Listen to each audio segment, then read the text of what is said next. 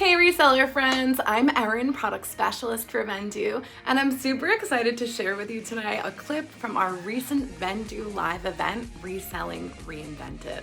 We hosted this event, bringing some of the best speakers in the industry together for a 2-day live sessions filled with so much knowledge, insights, and value. In this clip, you'll see the presentation that I gave on behalf of Vendoo. It's about search engine optimization and easy ways to update your listings, titles, and descriptions so that your items can rank more in search engines and that you can make more sales. I hope you enjoyed this clip, and if you'd like to see the rest of Vendoo's Reselling Reinvented event, you can do that by joining our premium Vendoo VIP YouTube. Details in the caption.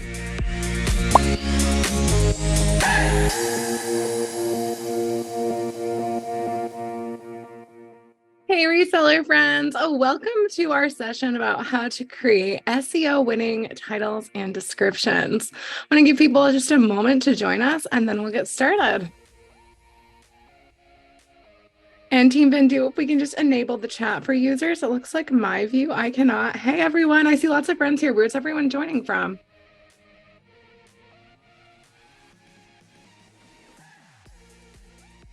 All right, let's jump right into it.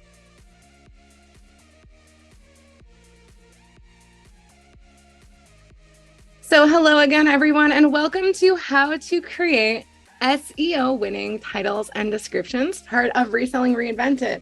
I'm Erin from Team Vendoo. I'm our product specialist here. You might recognize me from some of our content or if you've ever joined one of our weekly live calls. It's my pleasure today to talk about one of my favorite reselling subjects and one that's really valuable for all of us. So let's dive right in.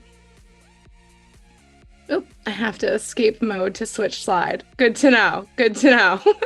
All right. So let's talk about what we'll be going through today. We're going to talk about what SEO is, right? How search engines work on the marketplaces and larger ones. We'll talk about how to draft strong titles and descriptions, keywords and hashtags, some extra tips and tricks, and at the end we'll do a Q&A. If you have questions at any point, please put those right in the Q&A box at the bottom. We'll make sure we get to all of them.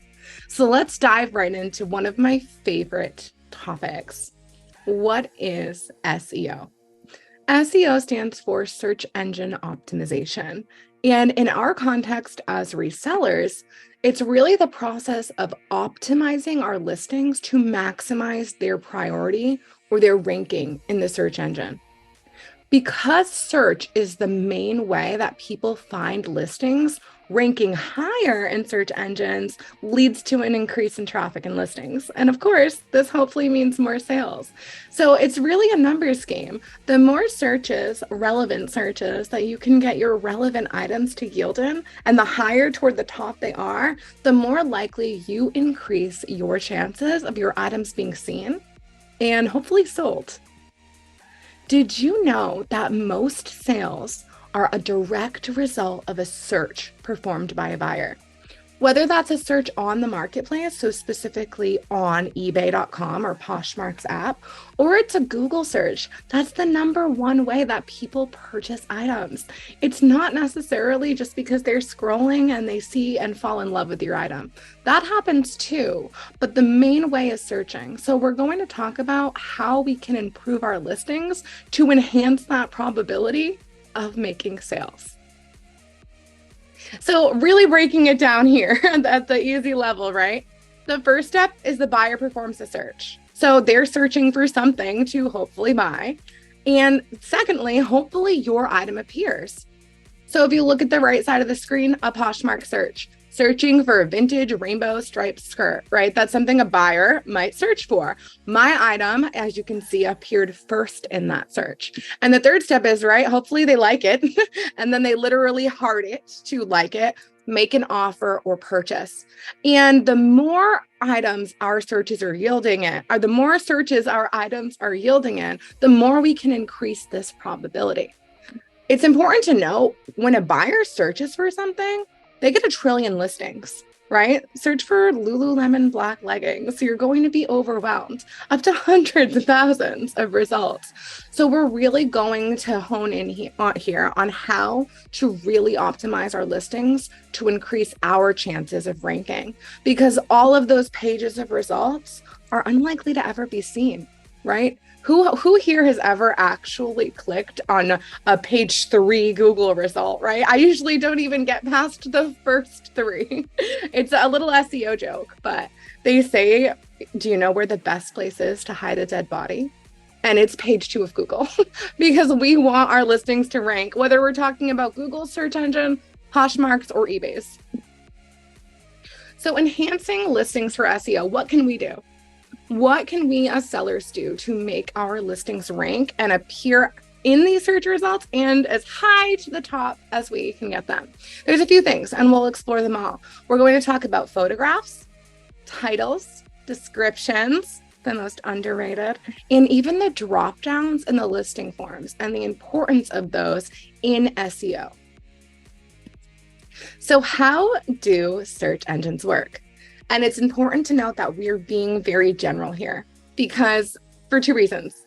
First of all, they all work differently. So eBay search is very, very different than Poshmark search or Etsy search or Depop search. They're all different than Google. And the other thing is, we don't really know. We do know a lot more about Google because a lot of agencies study this and provide reporting, but we really don't know the secret algorithms and secret formulas that actually determine what listings are prioritized. It's also often different for a lot of us due to testing and different controls on the app. So everything I'm going to present to you is very, very general, but collectively, it'll definitely give us a better idea on how to enhance our listings. Like I said, we don't know the secret algorithm. We don't know the different instructions and programming that Poshmark programs into their search to determine what's going to rank in searches. I wish that we did, but we do know some things, and generally, these things are what helps the most. And one is relevance, right? So as simple as your listing being relevant to the item searched. That's how a search works, right? That's the point. Next, we know that photos have a huge factor, especially because a lot of times AI is used. So the photos that you have, there's some AI indexing, right? If I type pink shirt into Google, I'm going to get a lot of pink shirts. Even if no text that accompanies that image is called pink shirt, Google's AI just knows that it's a pink shirt. Recency is a big one, and this is why new listings perform so well. And it's why various marketplaces have tools like boosting, renewing, bumping, and sharing. It's why here at Vendoo, we have a delist relist feature to give you fresh, brand new listings. Of course, promotions are a big deal as well. On many marketplaces, there are promotional things that you can do to bump your listings, right? So on Poshmark, you can share, or you can do the Poshmark promoted closet in beta. On eBay, of course, we know that there are ads, promotions, where you can literally pay to have your listings rank higher. Etsy has ads. So there's a lot of free and paid tools that can kind of make everything else obsolete, especially if you're paying. Because if you're paying for that promotion, of course, your listings kind of break the normal sequencing rules and give you a little boost in some circumstances. And of course, filters and settings. What does that mean? It means what the buyer does. The buyer is going to have certain filters or settings applied to their search. And of course, that matters in the search. So if the buyer is searching for clothing by my size, your listings of a different size, unfortunately, are thus not included in that search. But it's not just size to be mindful of. It's all of the filters that you will see as a buyer where you're selling. So even subcategories can make all the difference in the world, because if a buyer is searching in a specific subcategory, so dress and then mini dresses, they're only going to see mini dresses. And the point here is to articulate the importance of categorizing correctly to maximize search results. So let's dive in even deeper. Photographs. Does the white background really help with SEO? I'm going to see what you guys think in the chat, because this is a question that we get all the time, especially at Vendoo now that we've launched our background remover by Photo Room. The answer is yes. It does. Does it literally, does it literally like help with Google indexing? Yes, it's not a myth. A lot of people think this is a myth because they think it's psychological, right? They think that buyers, research shows that buyers just like this plain white background, and it does. So it is psychological. But there's another reason that it's really important, and that is because the AI and search engines. Remember how I just gave the example of if you type pink shirt into Google, you're going to get a magenta blouse, right? You're going to get all sorts of pink shirts show up, and they might not even have the word pink or shirt. How is Google giving that to you? It's AI. AI is reading photographs. So if you have a pink shirt that is behind a background like this behind me, the AI in Google is going to have a very hard time recognizing that my hand is the subject and that these are not, right? It's going to throw off the AI. This is not a picture of a hand. Google would probably think that this is a picture of a closet, right? But if we put a white background behind my hand, Google knows that this is a hand. That white background doesn't necessarily need to be white, although it looks the nicest, but that lightly colored plain background is the key to the way that AI can detect what is the subject and what is the background of a photo. And yes, that positively helps your listings rank. Oftentimes we see sellers really stage items, right? They might stage a blouse with a matching skirt and boots and a bag. While this looks stunning, I truly, as a consumer, love it. It's actually really bad for your indexing because the AI and searches cannot tell. Even if you've staged really strategically so that main item is highlighted, they're not that advanced. It's artificial intelligence, right? It's not real intelligence. They're not necessarily that advanced to determine that the subject of the image is one item. Even a plant in your background, the succulent, it's a Poshmark thing. If you know, you know. The succulent can really distract and confuse your search ranking results because the subject is not clear. And this is why you see so many people using the boring plain white background. Not only does the research show that it's aesthetically pleasing and preferred by consumers, but it positively helps your SEO. So if it's not a feature that you're using, I definitely encourage you to try it. Of course, at Vendoo, photo room's incorporated, so you can do this with just a click, and it looks really nice and it's really easy because you can take your photos from anywhere. All right. Now we're going to really dive into how search engines work. And if you're feeling like playing a game, I really actually encourage you to grab your phone and open eBay or Poshmark. And I want you to play along. I call this the black dress test.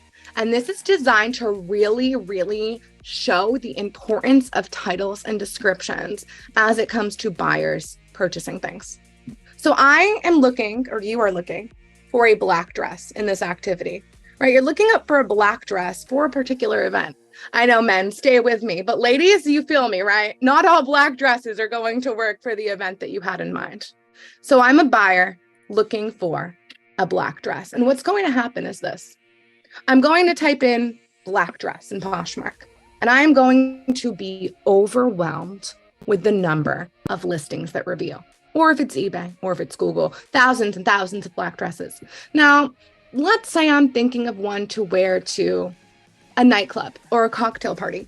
If you look at the 4 dresses that yielded instantly in this picture when I performed this dress, I'd say that none of them really work for my event. Maybe the one on the top right is the closest, right? But I want a dress to wear out. So it doesn't need to be modest. In fact, maybe I'd prefer if it isn't, because I'd like to wear it out. At this point, the buyer needs to do something. And if they're looking for something specific, they're really unlikely to just go down to page 2 and 3 and 4 and 5 and 6 and 7 and 8 and 9 and 10, because they're going to see so many different types of items that are nothing like what they're interested in. So what do you think the buyer's going to do next? There's a couple things they might do. One is they might look at filters, right? I might go into the subcategories of dresses and I might type in mini dress if I don't want a long dress.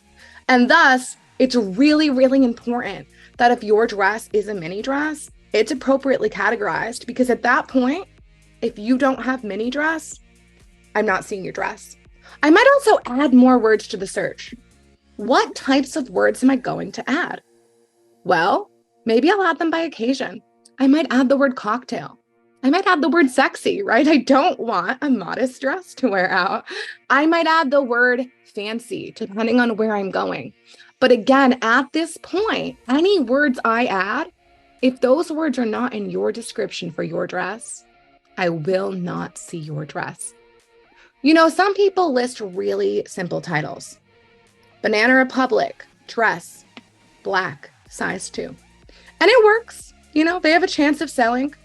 But under this scenario, it really shows why we could increase those chances so greatly just by adding more detail, by thinking like a buyer and really remembering this process and how they have to search for things. It's just like you narrow down a Google search. If you type something quickly and the results are wild, you might very quickly change what you typed in or add to it to find more narrowly tailored items or information that is actually what you want.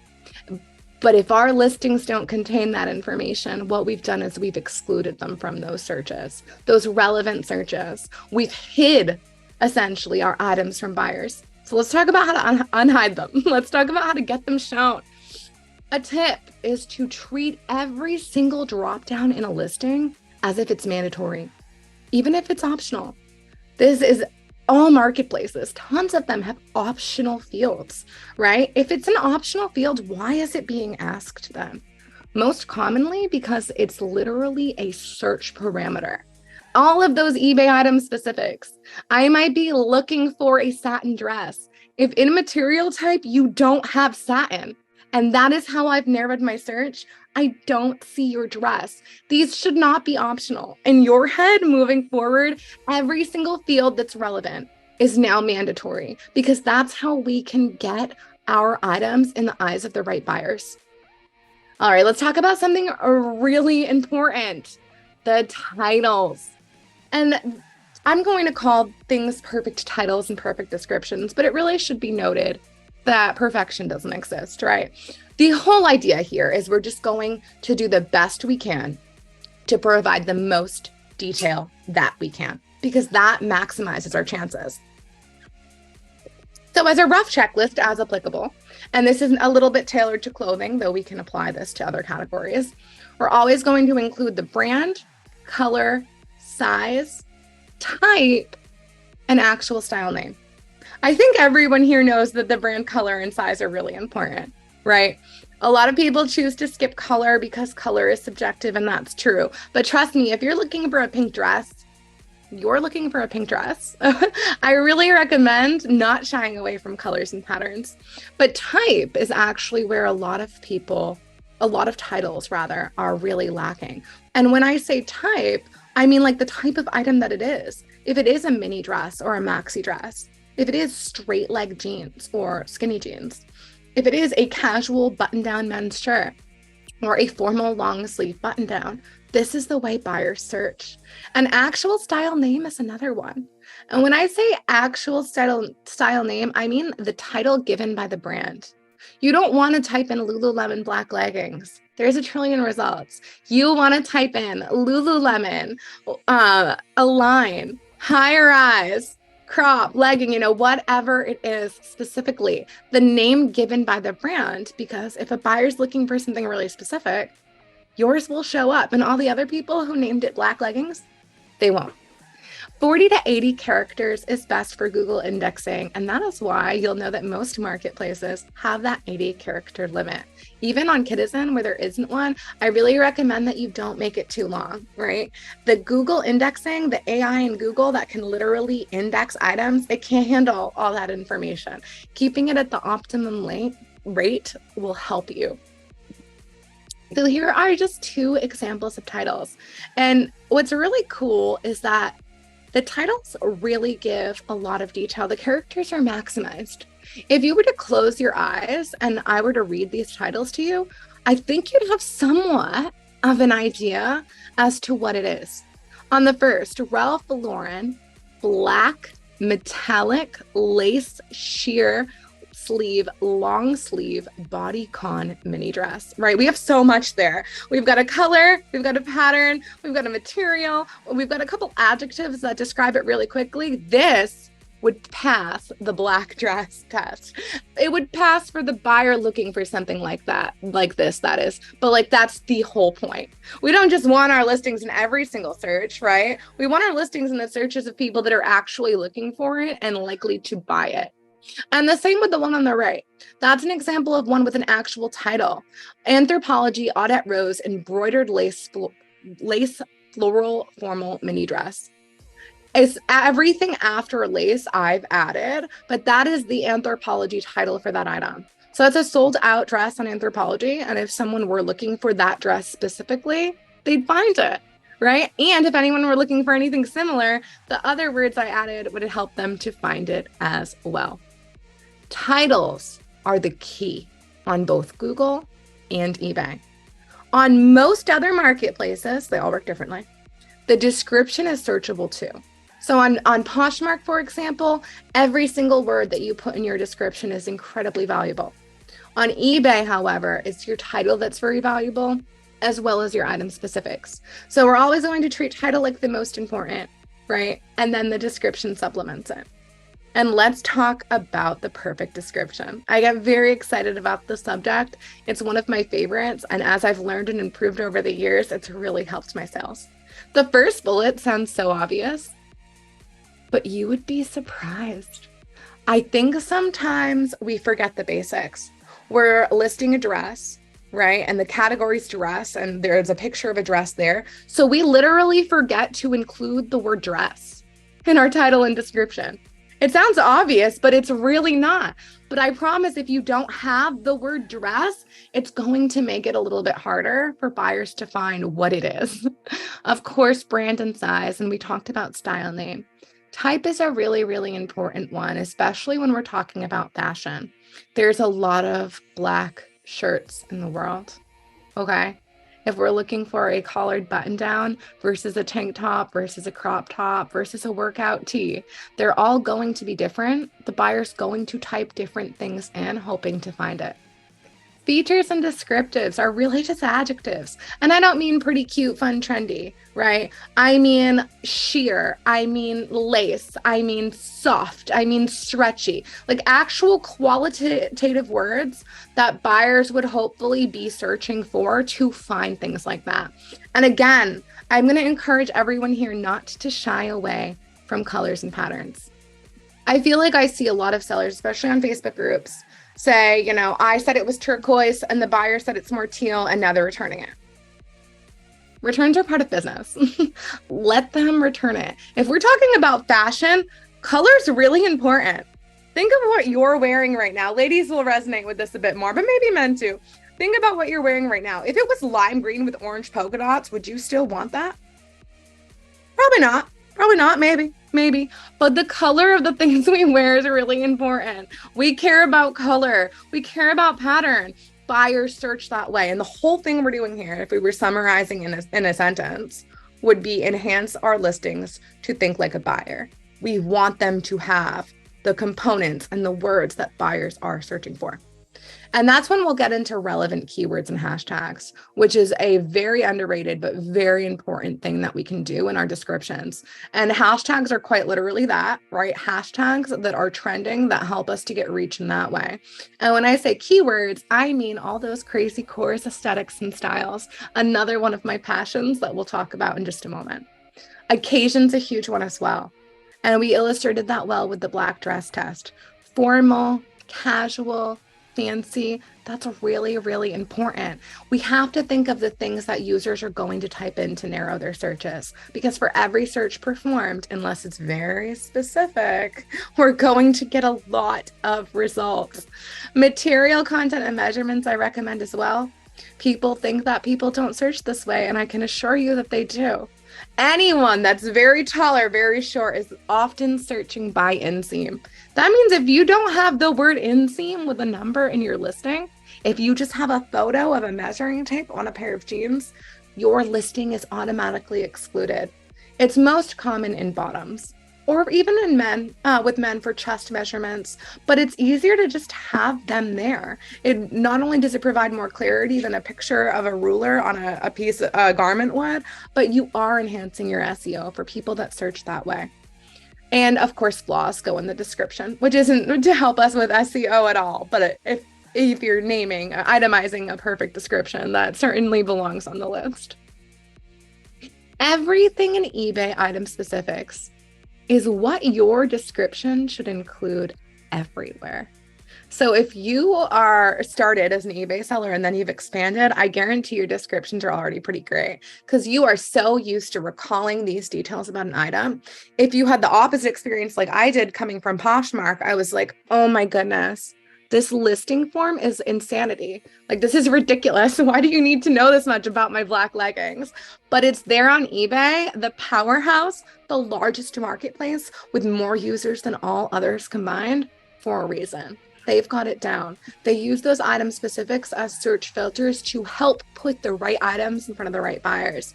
And we can emulate that on other marketplaces by putting the right words in our descriptions to yield in searches.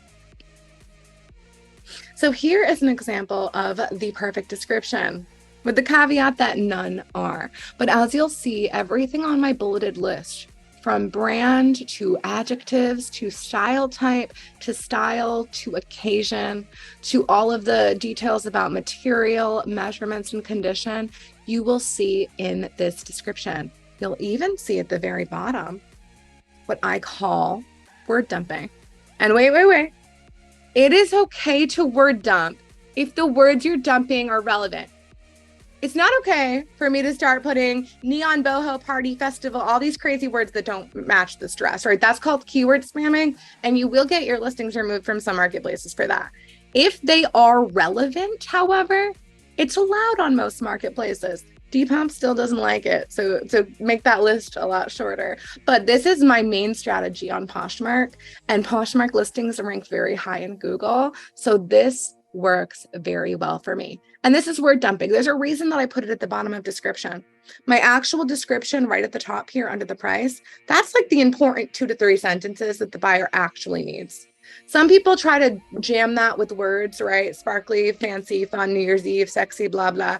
I don't want that to read like a big long poem at the top. I want to put in front of you what you actually need, the buyer actually needs practically. And then at the very, very bottom, I'm going to dump all that other stuff that's there for the sole purpose of hopefully picking up in the search with one of those keywords. You'll also see some of those cores and aesthetics in there. Poshmark doesn't have hashtags, but for all intents and purposes, these could have the hashtag symbol in front of them, and they would work the same way that hashtags do elsewhere.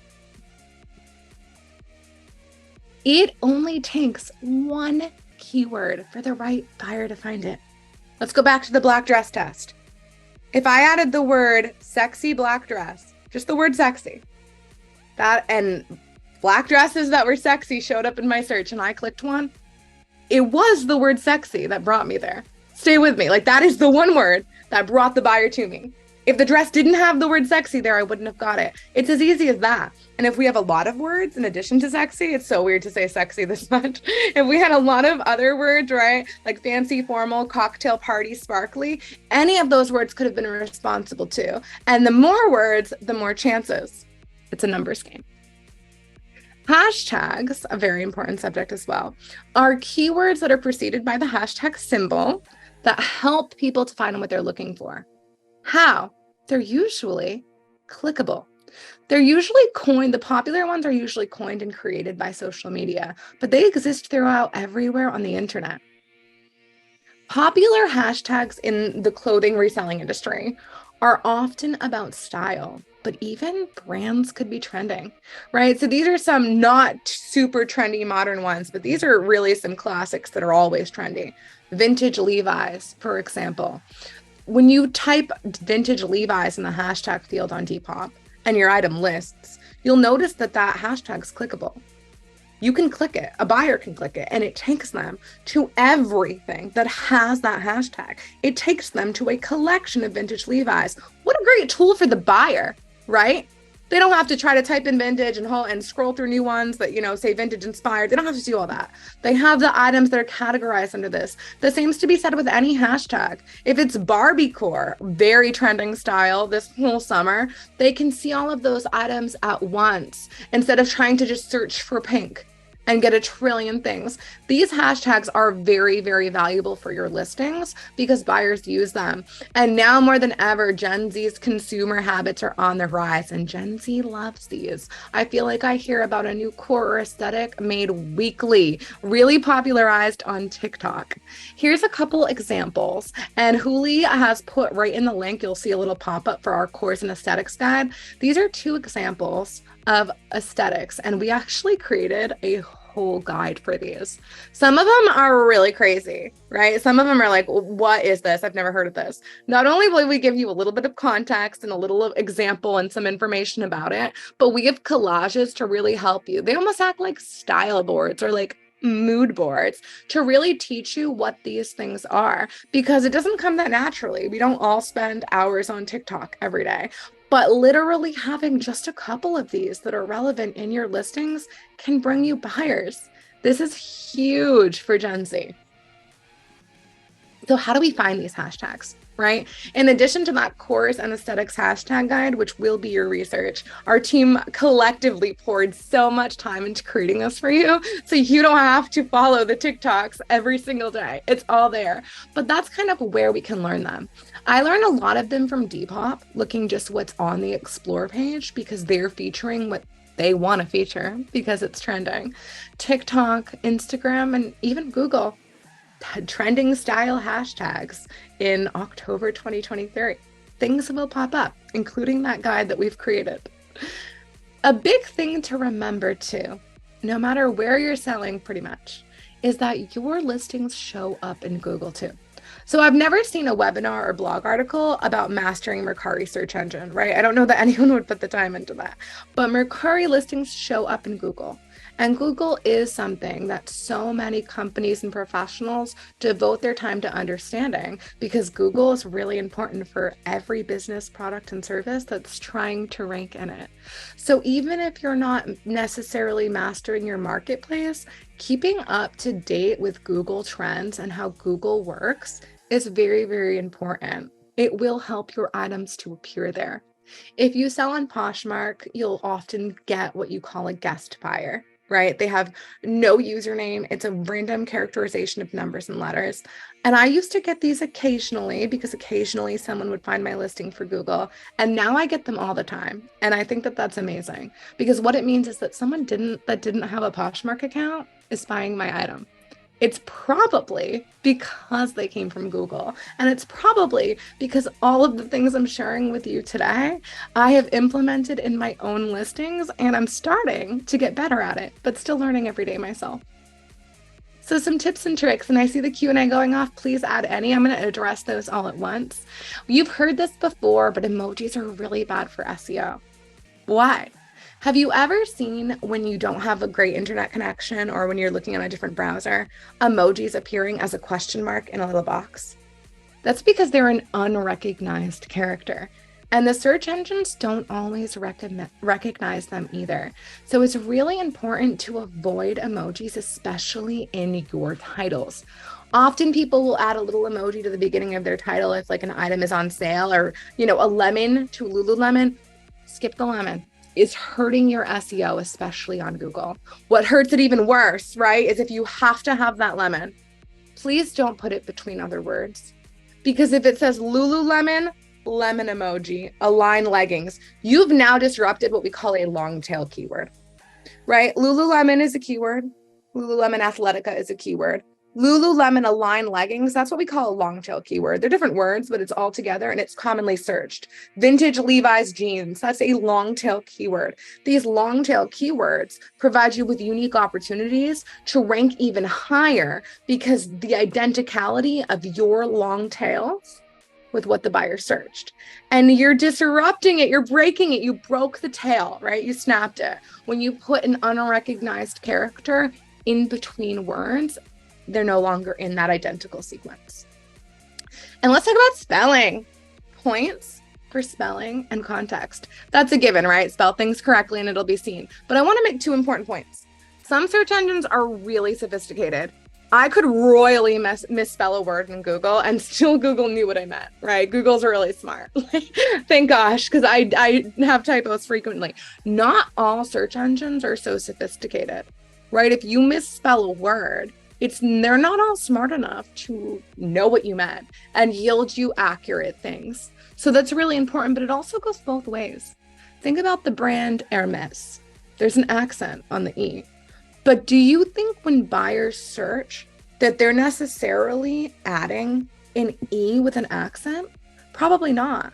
So I'd recommend adding the accent, but also somewhere else putting beautiful Hermes bag without the accent, because you're enhancing it. If you're selling Birkenstocks, I'd make sure in the description somewhere that you call them Birks too, because I guarantee if you type in brown Birks right now to Poshmark, you're going to see brown Birks. And if I'm looking for brown Birks and I see that before yours, it only takes one, right? I need to find a pair in good shape and a good price, and I'm going to buy it. So spelling counts both ways. We want to be accurate, but we also want to be mindful of the way that people search. I don't necessarily recommend putting Lululemon Athletica in every listing. I don't think you need the word Athletica. If you can fit it, fit it. But I'd rather see Lululemon black, high rise, crop, leggings, new with tags, colorway. I'd rather see the characters used that way. There are only so many characters we have in our titles and descriptions, so it's all about prioritizing important details, and the biggest part of it's thinking like a buyer. Would you type in Lululemon Athletica? I'm curious. Let me know in the chat. And like I said, it's just about thinking like a buyer. Buyers are the ones doing searches. Sometimes we overthink, right? A buyer, the average person, the average anyone might not know that a shirt is a surplice or wrap front powdered turquoise blouse, right? They might call it a turquoise top. So we don't want to get too sophisticated either. We don't want to, describe with such detail that it's too advanced for the average person, because that's not how people search either. It's a slippery slope where I really start getting carried away with how I'm describing things when I get so into being as detailed as possible that sometimes I think my characters could be better spent being more relatable and thinking like a buyer. This is my favorite quote. It's a quote of me, but it's really, really important.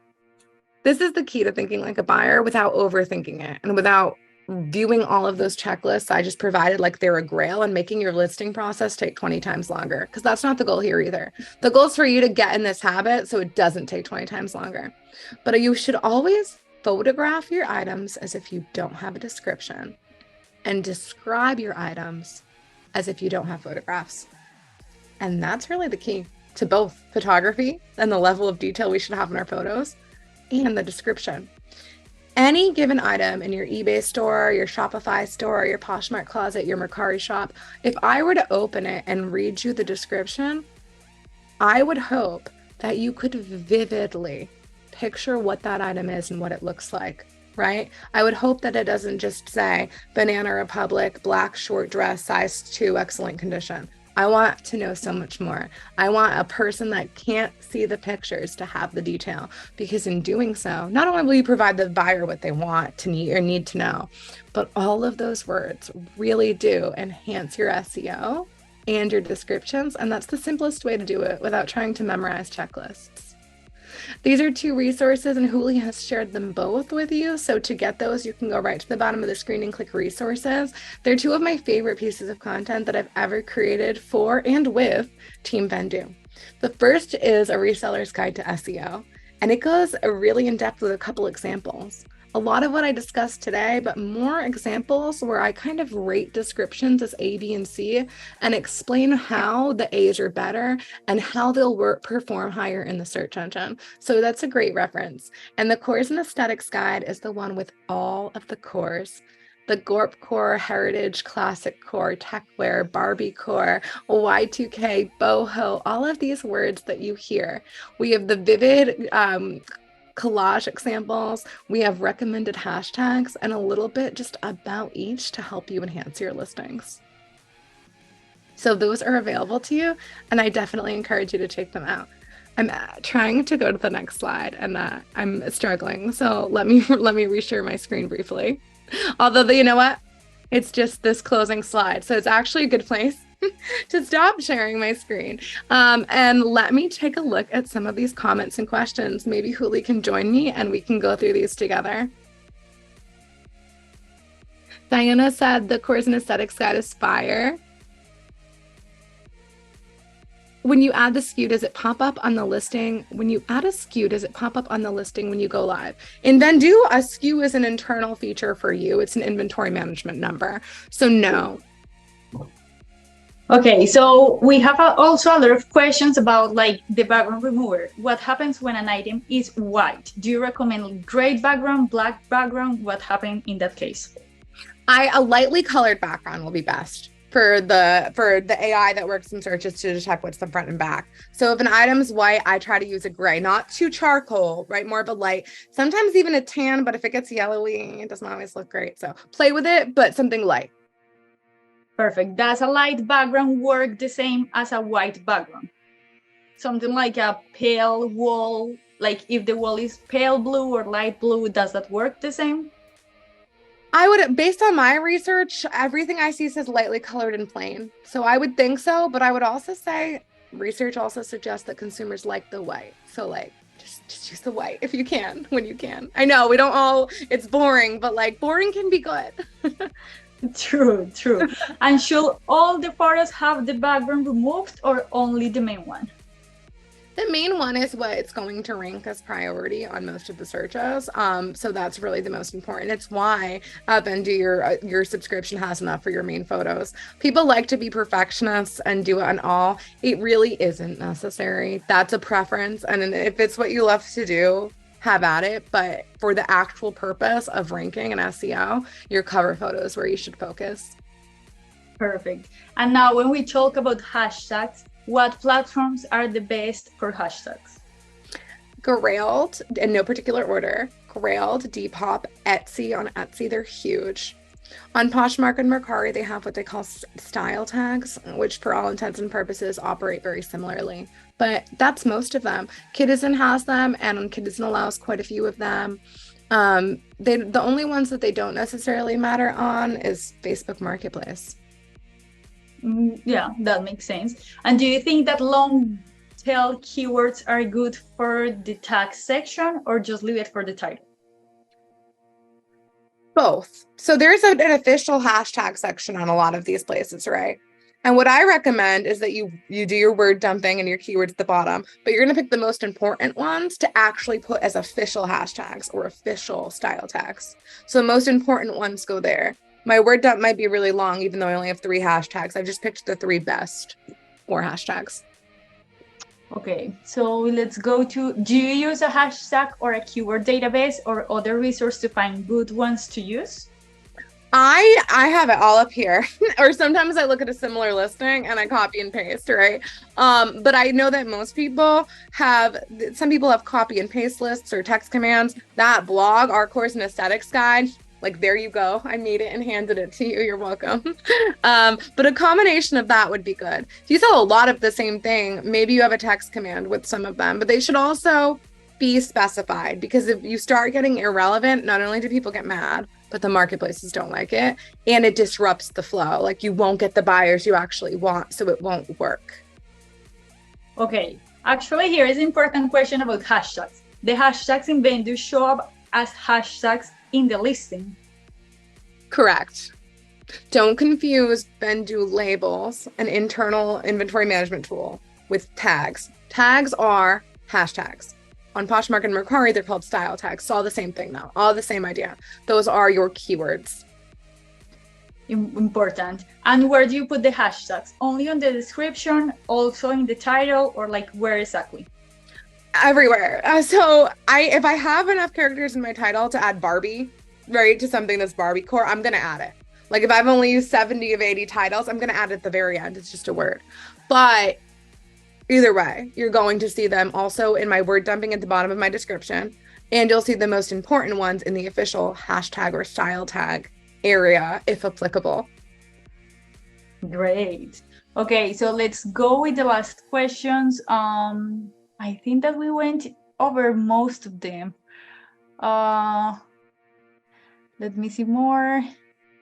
Will you say that? Yeah, go ahead. After you. Will you say that using eBay's AI description writer is something we should avoid?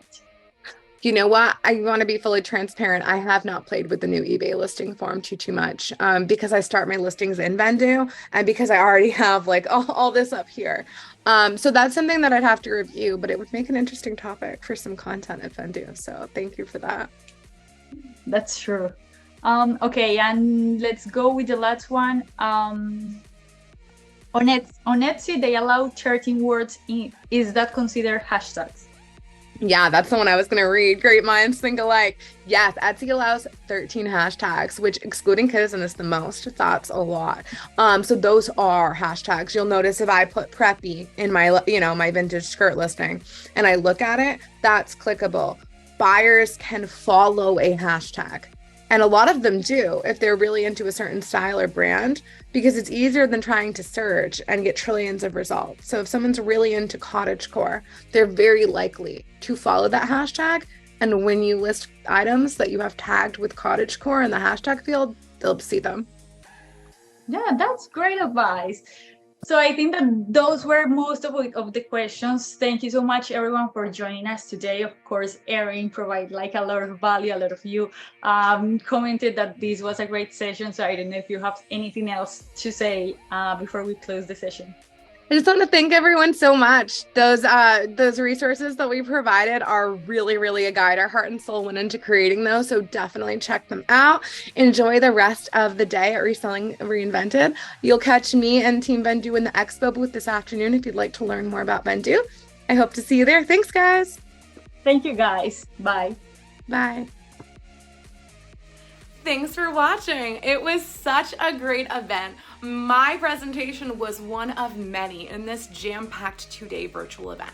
If you'd like to see the rest of the event and all of the other sessions, you can do so by joining our Vendoo Premium, Vendoo VIP YouTube channel. We'll leave the details for that and some resources about SEO in the caption. I'll see you next time, reseller friends.